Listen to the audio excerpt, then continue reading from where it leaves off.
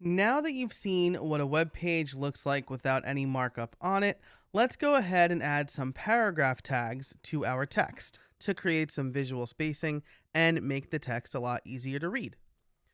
So we have a new file here called markup.html.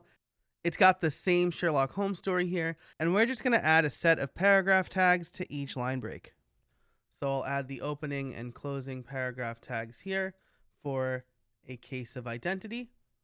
I'll do the same for by Sir Arthur Conan Doyle. And then I will do the same for each of these paragraphs.